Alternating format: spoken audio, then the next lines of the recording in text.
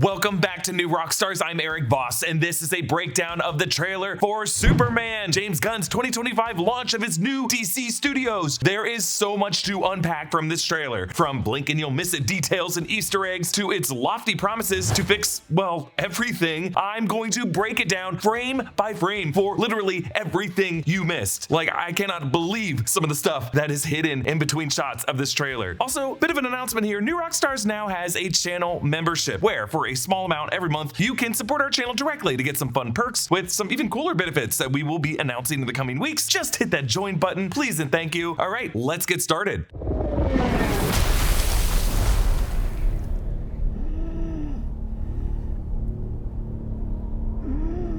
The trailer opens on a windswept, icy tundra. Superman, Kal-El, played in this film by David Corenswet, crash lands in the ice, laying in what you might call a crater similar to the one his pod might have crash landed in the farmlands outside of Smallville, Kansas when he was a baby. But really here he's kind of making Yamcha's death pose meme from Dragon Ball Z. Superman has been roughed up in a fight. He's wheezing in a way that we are not accustomed to hearing Superman wheeze. He's bruised, he's coughing up blood. So who did this to him? Well, the trailer later suggests a possible answer. This film was written and directed by James Gunn, who directed the Guardians of the Galaxy films for Marvel Studios, but he also directed the 2021 film The Suicide Squad for DC, along with the spin-off series Peacemaker, and ended up taking the job as head of DC Studios in October 2022, along with his producing partner Peter Safran. Superman, formerly titled Superman Legacy, is Gunn's first film in this phase that he's calling his Gods and Monsters phase, and this is a critical proof of concept for this franchise. And even this trailer needed to be perfect. And really, it's a collection of a series of amazing choices and attention to detail and just how this trailer was edited and what he put into it. And that's why it's such a feast to even break down. And various press events this week, James Gunn has explained what he hopes to do with this film includes A, evoking the spirit of the character captured by Christopher Reeve and Richard Donner in the 1978 film, which is the most important superhero film ever made. B, embracing all of the aspects of the Superman character from the comics and not leaving anything out of fear of being like not cool enough or to indulgently fit his spin on the character. And C, humanize the character as much as possible. Here, notice how the colors of Superman's suit pop. The red trunks are back after they were done away with for the 2011 New 52 redesign of the character, and of course not included in Zack Snyder's DC films design of the suit. On Superman's cape is the yellow emblem, which reminds us of the Christopher Reeve design and appeared on Superman's cape in the 2005 Superman run that James Gunn and David Corenswet cited as a big comic inspiration for this story, not necessarily its plot, but rather its vibe and tone. That Superman storyline features Superman having to face dying after Lex Luthor had tricked him into being overexposed by the sun, that then led Superman to going on a kind of bucket list of heroic feats inspired by the 12 labors of Hercules to make peace with the world. Here, I think James Gunn just wants to show a Superman who looks mortal, a Superman who bleeds. The chest emblem has a yellow border, which evokes the amazing 1940 Max Fleischer Superman shorts, and we also saw a yellow border around the Superman suit in Earth 1. The S is formed by one thick diagonal line, a shape that comes from 1996's Kingdom Come art by Alex Ross. But the color grading of this footage isn't just to get ahead of the snarky film bros online. James Gunn said that when they were testing out the costume, Corenswet insisted that Superman deliberately wear bright colors because he knows he's a goofy, powerful alien and he doesn't want kids to be afraid of him. Now, the chest emblem covered in ice and snow was the very first image James Gunn shared of this version of Superman on February 29th of this past year. That is Superman's birthday. And since Gunn led with that image and opens this trailer this way, suggests to me that this might even be the opening shot of the movie. Like, we might begin the movie in the action and then flash back to how Superman got to that point. Either way, it's going to be a moment that James Gunn considers to be like the most thematically resonant to what he's trying to do with this film. All right, let's move on.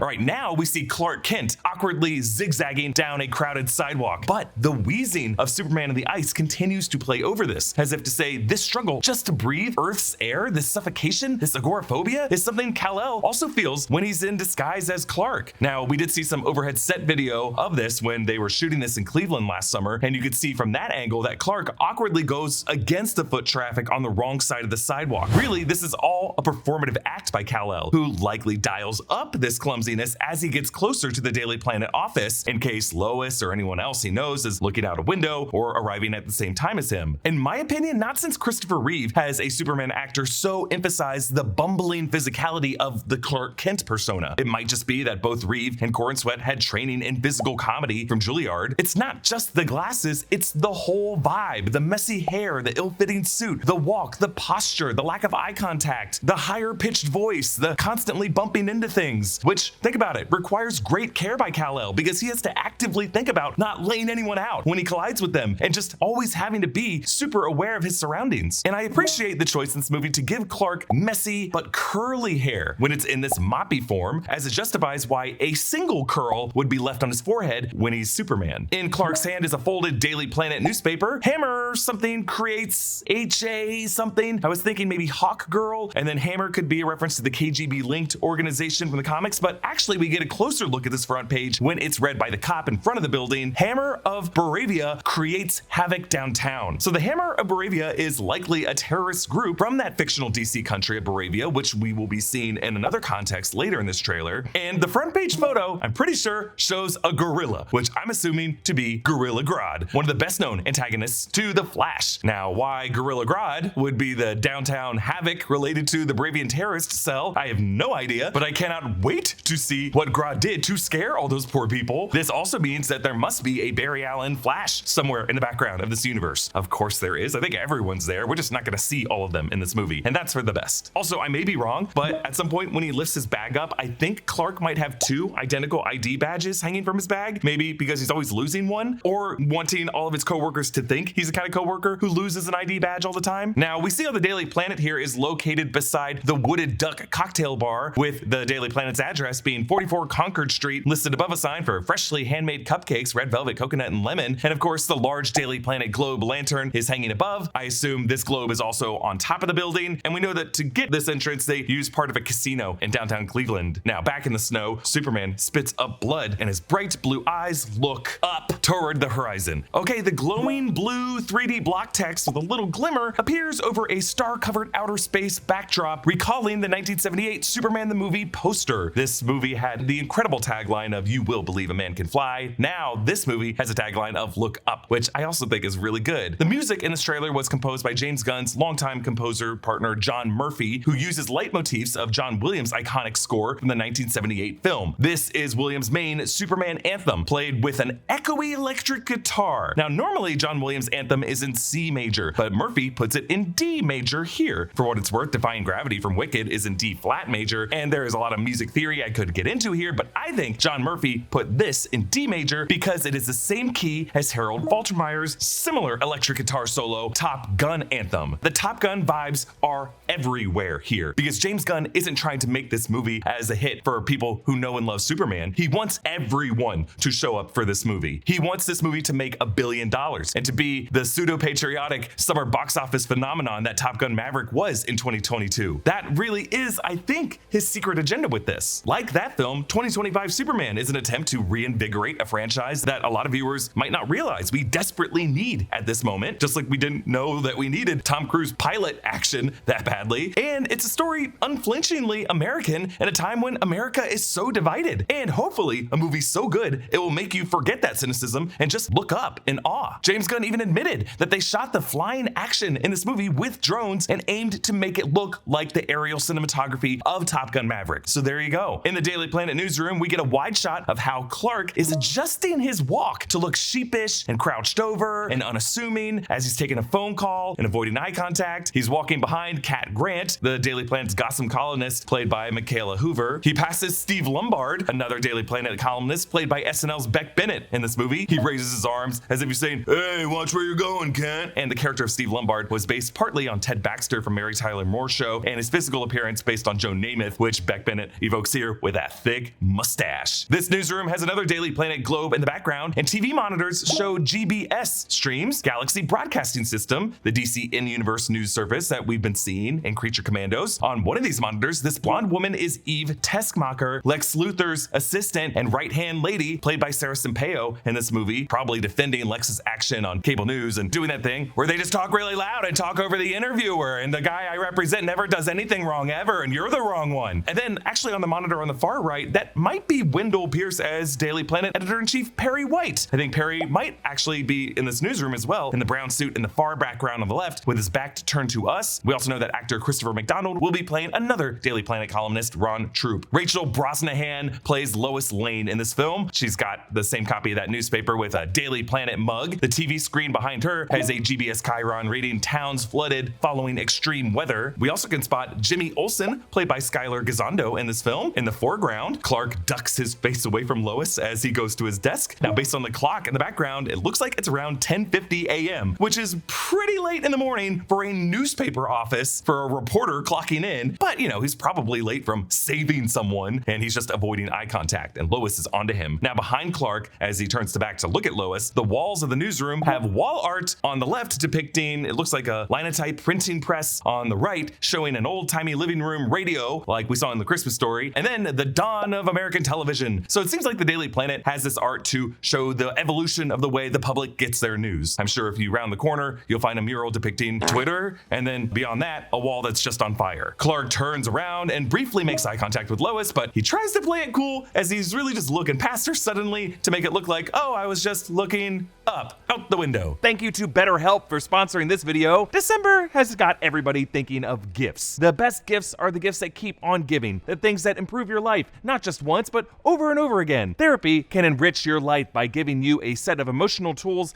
you can use again and again and again. And to get started with therapy, there's really no easier way than BetterHelp. BetterHelp is a platform where therapists and their clients can communicate effectively so you can get the most out of therapy. They carefully make sure therapists on the platform are well qualified, and their customer support team is there to help you if you have any questions. Just fill out the questionnaire and you will match with a therapist in as little as a couple days. If the first therapist doesn't feel like the right fit, you can easily switch to another one until you find someone you really connect with. BetterHelp also provides a journal for personal reflection, plus group sessions on a variety of topics are available every day. Users love BetterHelp, and they have over 7,000 reviews and a 4.5 rating on Trustpilot. If you are struggling and think you'd benefit from a therapy session, click the link in the description or go to betterhelp.com/newrockstars and get 10% off your first month of therapy. Okay, short clip here just to really focus on this moment at the Kent farm. I love this. Pruitt Taylor Vince plays Jonathan Kent, and in this movie, Neva Howell plays Martha Kent, but we do not see Martha here, but Jonathan is sobbing, which makes me think that in this continuity, it could be that Ma Kent is the one who dies instead. Pruitt Taylor Vince is also just a pretty inspired choice for Pa Kent, because nothing against like Kevin Costner and his whole Field of Dreams Midwestern corn farmer vibe, but Pruitt Taylor Vince, I think, is someone you could actually imagine as a true Kansas farmer in 2024. Like, this house is not the classic movie farm with a big barn right next to it. That's not how farms look nowadays. This is how they look. All right, let's get to Krypto. Krypto. Home. Take me home. Okay, so a wounded Superman whistles, and whistling would be hard to do if he's coughing up blood from what's probably a punctured lung, and then Krypto comes bounding in. So Krypto, aka the Superdog, first appeared as a companion to Superboy in Adventure Comics number 210 in March 1955. The planet Krypton has a parallel evolution, resulting in things like dogs and cats and birds and simians evolving in their own way on that planet, parallel to ours. And Krypto was a canine companion to toddler Kal-El on his home planet of Krypton. Jor-El sent Krypto out as a test pilot in a prototype rocket before sending out Kal-El. And you know James Gunn must be very interested in this. The whole idea of poor Laika the space dog that the Soviets sent out to space. That's basically what inspired Cosmo the space dog that James Gunn put in the Guardians of the Galaxy films. Now, in Krypto's case, his rocket was knocked off course for years until eventually landing on Earth to be reunited with a teenage Superboy. And Krypto was just considered part of the broader Superman family until the 80s when DC and John Byrne kind of erased Krypto out of the picture out of an effort to make Superman more grounded. But this dog was always a beloved figure, part of the mythology, and actually came back in recent comics, and thank goodness, he's wonderful. Krypto has advanced smell and hearing, so when Superman whistles, Krypto can hear him from any place on Earth. Krypto also has like human level intelligence with his thoughts, often represented via speech balloons. James Gunn said that he based Krypto on his rescue dog Ozu, who he said destroyed his home and his shoes, his furniture, and ate his laptop, but he still considers him a good boy. Over the years, Krypto has been drawn as a white dog of generic pedigree. For the dog we see in this film, it looks as though Gunn might have used a similar process as what he and his team of artists used for Rocket raccoon, like probably had a real animal reference, and they might have had on set for some takes, but really for these close-ups, they probably just had a stand-in of some kind, maybe mixed with James Gunn's brother, Sean Gunn, who will also appear in this movie as Maxwell Lord. And then on top of whatever that reference was, they have this impressive VFX render. And I think we gotta point this out, that Krypto's VFX here looks incredible. Like the Framestore team accomplished some incredible feats with the CGI fur and the way it interacted with their little cute noses and whiskers and Guardians of the Galaxy Volume 3, but they've gotten even better for it here. Krypto wears a yellow collar with a Superman shield emblem medallion. The yellow collar reflects Superman's yellow belt, and this collar holds up Krypto's red cape, which, yes, does somehow stay perfectly draped on Krypto's back, and more than any cape or any article of clothing would ever stay on a real dog. But think about this. A, Krypto was running very fast through icy snow, and that icy air probably froze that cape stiff in this position. And B, Kryptonian fabric probably just defies gravity in unusual ways on Earth. And C, this is a movie, and it just looks fun. Also, Krypto Take Me Home is really like the one spoken sentence of this trailer. And there is a meta layer of meaning to this. Krypto is a Superman character that we have not seen enough, because past filmmakers might have thought that he's too goofy or too silly to be in the super family in a movie, and it's just not true. Krypto is the hero we didn't know that we needed, and he's gonna be what delivers this cathartic homecoming for the character. So here, Superman saves this girl from these exploding canisters that are being stomped on by a giant kaiju. This is probably the same axolotl looking one who breathes fire a bit later. The perfect timing of Superman's catch is awesome. By arriving that fast, he blows away the little pieces of debris that were about to hit that girl's legs, and he smartly tucks her head down. Many have compared this to the amazing frame from Action Comics number 1000 in 2018 by Peter Tomasi and Patrick Gleason, when Superman saves an unsuspecting kid on train tracks by stopping a train mere feet away from him, saying, "I liked it, the pure simplicity of it all. Men and women and children in need of saving by someone who had to be more powerful than a locomotive at the right moment, but I had to keep reminding myself that it was an illusion, a heroic trap made to appeal to the core of my soul." Actually, speaking of stopping trains, locals around the Cleveland area found a set-piece Daily Planet newspaper dispenser with a front page reporting Superman stopping a runaway train. Headline, Superman stops MTA rail from running off the tracks. The photo credit, if you look closely, is Jimmy Olsen, and the article is written by Clark Kent himself. The article actually reads, Metropolis hero Superman blazed to the front of the runaway train. In an impressive display of superhuman strength and bravery, Superman slowed the train to a halt. And this girl wears a plaid jumper and high knee socks that just reflects some of the costume design that we see on other Metropolis residents in this movie. Yes, they do have smartphones, so it's like the modern era, but they also reflect like a late 50s, early 60s wardrobe style that just feels like a throwback to the Silver Age. This rescue happens outside the Metropolis Meteors baseball park, which they shot at the Guardians Progressive Field. The Metropolis Meteors have in the comics been the name of the city's baseball team, but also the name of the football team at some point, like Steve Lombard played football on the Meteors, the other team. And of course, the name Meteor reference to the mysterious meteor that crashed outside the nearby farm town of Smallville. Outside the park here, there is a street sign, Ross Avenue, and various photos of the Cleveland area over the summer. Fans did spot that the production named all the streets after DC Comics writers and artists, and Alex Ross might be one of the most important. He was the artist behind Kingdom Come, whose version of Superman inspired the design of the emblem in this film. We get our first shot of Nicholas Hoult as Lex Luthor in this film, watching Superman or some other flying hero zip past the building. It looks like Metropolis has a space needle, and we get a shot of Luthor Corp towers with the bridge extending across, making me think we might be getting like the twin skyscrapers that are in the double L shape that we've seen in the comics. Note that it's not Lex Corp yet, but rather Luthor Corp, which may remind you of the earlier seasons of Smallville when it was still the company of Lex's father. This suggests a somewhat younger Lex who might not yet fully be trusted by the shareholders of the company to make the company just a pure reflection of his egomania. Actually, if you look closely at this Luthor Corp building bridge, the engineer moves across the roof. This is Maria Gabriela De Faria playing the engineer, who's a member of the Authority. She has a nanotech suit built around her body, and I think she might be a metahuman who is working for Lex. We see this menacing shot of Lex with a revolver. I'm assuming it has a kryptonite bullet, but we'll see. He also has this pinky ring that might contain some traces of kryptonite, because Lex Luthor is known for having a kryptonite ring. The wall behind him, though, is I think the important detail of this shot. It is a grid of these cubic containers, and it's just an interesting location. I think one of these is what Superman is punching his way out of in the next shot. In the cell to the right of Superman, that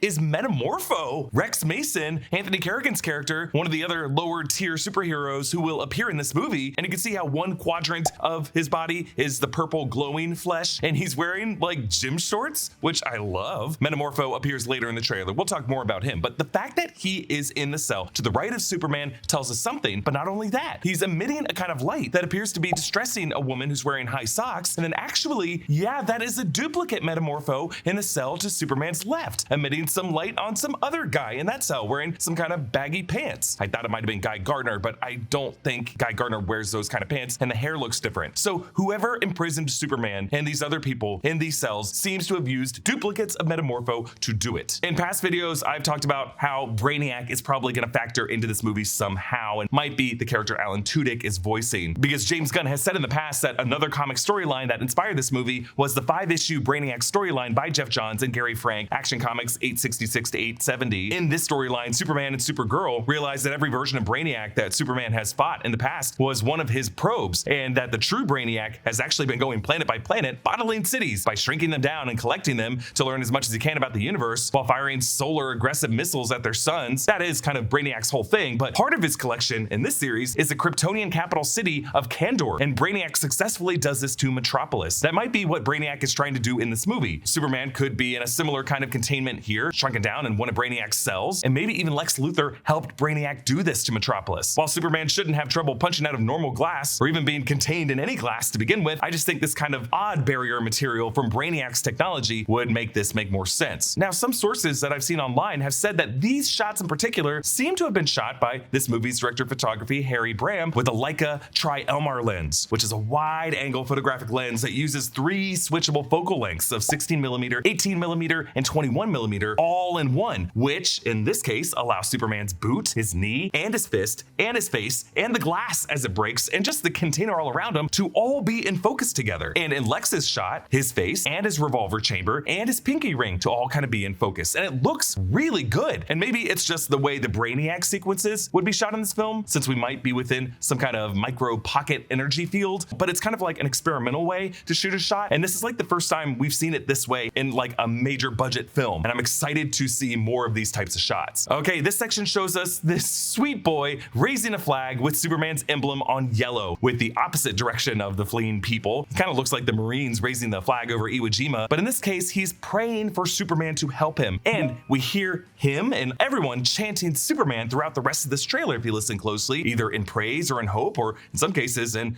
anger. Actually, later in this trailer, we see this boy on the news, and it seems like this is either Boravia or a country bordering Boravia. Boravia is a fictional country in the DC universe, a part of an Eastern European monarchy in the Alps, but here I'm wondering if Boravia might be relocated somewhere else on the globe. Maybe the Middle East, maybe Southwest Asia, just based on the general terrain and some of the women wearing headscarves. Back in Metropolis, Superman, now with the suit all scorched up, walks through these angry protesters, one of whom throws a heavy can from his grocery bag at his head and it bounces off. Now Superman does flinch or just blink a little bit, but I think he's just surprised to feel anything hitting his head, and I think he's really flinching out of worry that it will hit someone else now. Either way, Superman does not respond and he enters the building. So my theory in our live stream Q&A was that Boravia could be in a worldly conflict that is just too complicated, too rooted in multiple generations of bitter history with religious and ethnic strife for Superman to be able to solve just with his powers alone. And since Superman wouldn't be able to quick fix whatever humanitarian crisis is happening in places like this part of the world, sympathetic protesters back home might still hold him responsible for not doing enough. Like shows like The Boys on Amazon Prime Video have explored the whole idea of what if a Superman-like figure was deployed to hotspots in the Middle East, and the 2008 Iron Man addressed that kind of what if hypothetical as well. But I think James Gunn is now trying to reclaim the conversation for a figure like Superman who actually has to restrain himself and recognize that some problems on Earth are just too big for him to solve. Now, whereas Homelander murdered a protester who threw a heavy can at his son Ryan, Superman just kind of has to take a hit. And again, after it bounces off his head, that heavy can could hit some nearby kid. I'm reminded of the George Reeves Superman incident that was depicted in that incredible scene in the Ben Affleck movie Hollywoodland, where a kid brought a real gun to a live performance hoping to test it on Superman, thinking that he's invincible, and George Reeves had to defuse this terrifying scenario while maintaining his facade as Superman by warning the kid what could happen if that bullet deflected off of him and might hit someone else. Now Superman goes into this lobby of Stag Industries. Stag Enterprises or Stag Industries is a multi-billion-dollar scientific research company, actually kind of a rival to Wayne Enterprises in the DC universe, headed by Simon Stagg. Now, Simon Stagg is the one one who created Metamorpho, who we will see a little bit later. Following Superman into this lobby are 3 other Metamorphs in this movie. Guy Gardner, Green Lantern, played by Nathan Fillion, with Guy's iconic comic blonde bowl cut. Michael Hoult, Mr. Terrific, played by Eddie Gathegi, who played the cruelly short-lived mutant Darwin in X-Men First Class, and Hawkgirl, played by Isabella Merced, who earlier this year played Anya Corazon in Madam Web. Now, Guy Gardner's jacket has the Green Lantern symbol on a patch, and he uses his ring to project a mask on the windows to block the protesters from seeing, which just kind of makes him look real douchey. James Gunn wanted to include all these other Metamorph characters in Superman's world, not to prematurely set up the DC Studios universe with spin-off characters. I really don't think he plans to follow any of these lower level characters with their own films, although Guy Gardner Green Lantern might show up in the Lantern series as just part of the Green Lantern Corps. Really, I think he brought in these characters to serve as foils to what Superman is in this movie, to show how Superman is not unique in Metropolis as a superpowered extraterrestrial figure, but really what makes him unique is why he puts on the suit, how he restrains his powers. In a world of superheroes, what makes Superman super? Hawkgirl soars in with her mace, then Superman faces the fiery breath of a kaiju form of that axolotl, whose eyes are lower than its nostrils. Now, some of the High Evolutionaries' genetic experiments in Guardians of the Galaxy Volume 3 seem to have similarly freaky anatomies, and I think James Gunn just likes telling his VFX artists, oh, looks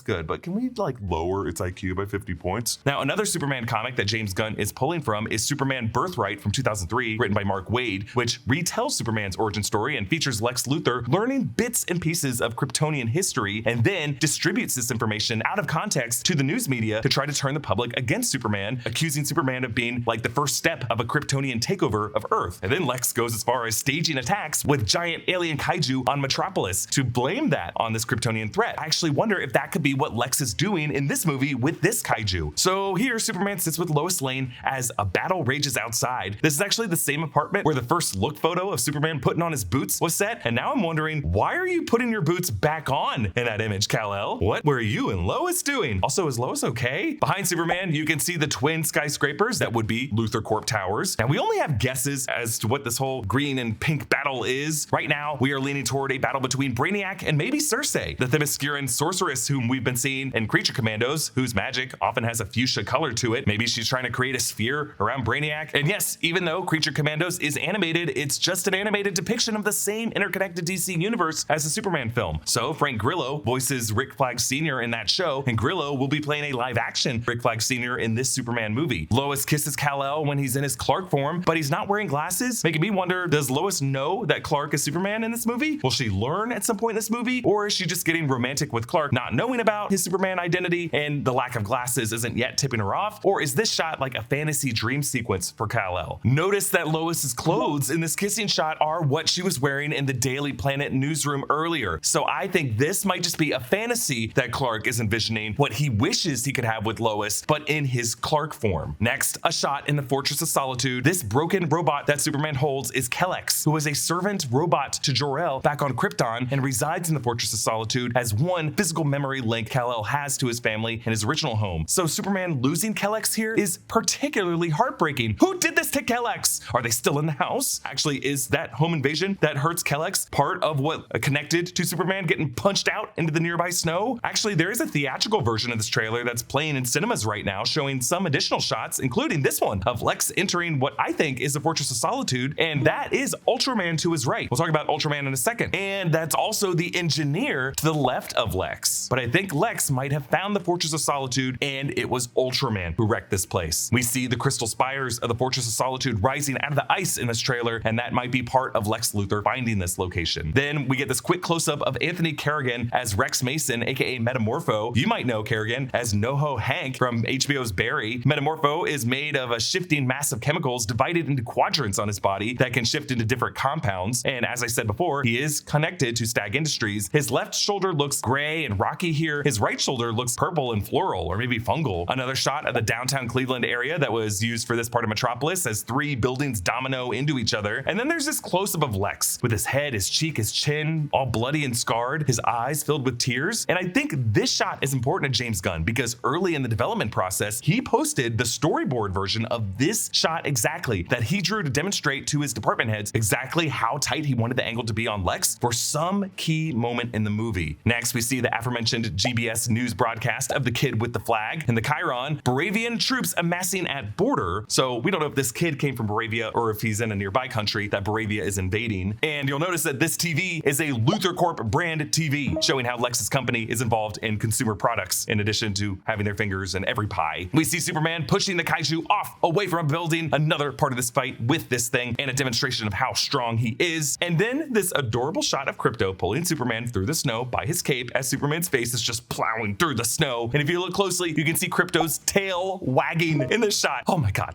Okay, the final section opens with this dark armored figure punching through a wall. This is Ultraman. Ultraman is a Superman counterpart known for a U sigil on his chest. As an opposite to Superman, he is powered by kryptonite. Ultraman tackles Superman into the grass of the Metropolis Meteors baseball field. Actually, on the upper levels are names of various players or just like Hall of Famers from the team. One of them is Petrota, which I think could be for Drew Petrota, who according to IMDb is an art department prop master who isn't yet credited for Superman, but hey, look at that. Worked on James Gunn's The Suicide Squad in 2021, so I'm betting he worked on this movie as well. There are a bunch of other names on signs, but I couldn't make them out. But along the field fence line, there is a banner for Metropolis Waste Management. We get this trailer's best shot of Mr. Terrific in close-up. Michael Hoult, Mr. Terrific, is known for just being kind of a brilliant jack of all trades, an engineer, a man with natural aptitudes for having natural aptitudes, and visually iconic for the T on his face, a jacket that reads fair play on the sleeve. I appreciate though here how the T is not like just painted on his face, but kind of raised off his face a little bit, like maybe part of a mask that just perfectly clings to the shape of his nose and mouth. But there might be more to it based on that. Like it could be a mask that extends or provides some specific protection or something that kind of has some neural link with his skin. In addition to having a very cool ship, he's followed by these T-sphere drones, which protect himself, and that looks like Lois Lane with the shield as they're fired upon by these soldiers in green and purple armor. These, I'm pretty sure, are Lex bots. It's not clear if they are robots or guys in suits. Lex bots have taken both forms in various media, and there was a time when Lex wore green and purple armor when he was armored up to fight Superman. We just know that this whole site is Luthor Corp related because you can see LC on the barrels by the tents for Luthor Corp. And then this stunning shot of Superman twirling and floating upward with Lois as they kiss. And then finally, Superman pushes through the fire from the Kaiju and blasts upward toward the sun. I just love that little detail of him puffing through the lower smoke or cloud layer and then suddenly accelerating into the sunlight now that he has more direct exposure from it. As we lose sight of him, he's flying up there to recharge, to heal. And I think there's an implicit invitation to us to look up with this shot. The trailer ends with Lois and Superman looking out the window at the battle, similar to the final shot of Fight Club, and Lois grabbing his wrist and then pulling him in, not for a kiss, but just a supportive hug. The trailer ends not by cutting the title, but to the release date, July 11th, and then the studio logo for DC Studios. So we do not get the Superman title at the end of this trailer. And I think there's something classy about that because we don't need to be told who this is. He's one of the most iconic figures in all of media. But what's cool is you don't even notice it because really his name has been on our breath this whole trailer. Now, one person who does not appear in this trailer is Millie Alcock, who has been cast as Supergirl, Kara Zor-El, Superman's cousin. The Supergirl movie is coming in 2026 and will start shooting in just a few weeks in January. James Gunn nearly confirmed that she will appear in this movie at a press event, saying that he showed this trailer to some actress who has not been explicitly announced for this movie, and that actress cried. And we're all pretty sure that mystery actress is Millie Alcock. I don't think her role will be huge in this movie, and James Gunn has said that there will be sort of a post-credit scene to this movie, but not one that is load-bearing to the future of the universe. I think she will just appear in some scene during the movie's runtime. All right, that's everything I found in this amazing trailer for Superman. I'm so excited for this film. We reacted to this trailer in another video and just kind of gave us our first emotional impressions of what we think this film can be capable of accomplishing next year. Comment down below with your favorite part of this trailer, and comment with like your first impressions of Superman when you were a kid. Like, what were your earliest memories of Superman? Another reminder that you can join our channel membership, a really great way to support us here at New Rockstars. Follow me at EA Voss. Subscribe to all 3 channels of the New Rockstars network for breakdowns and news coverage of everything you love. Thanks for watching, and I'll see you next time. Bye.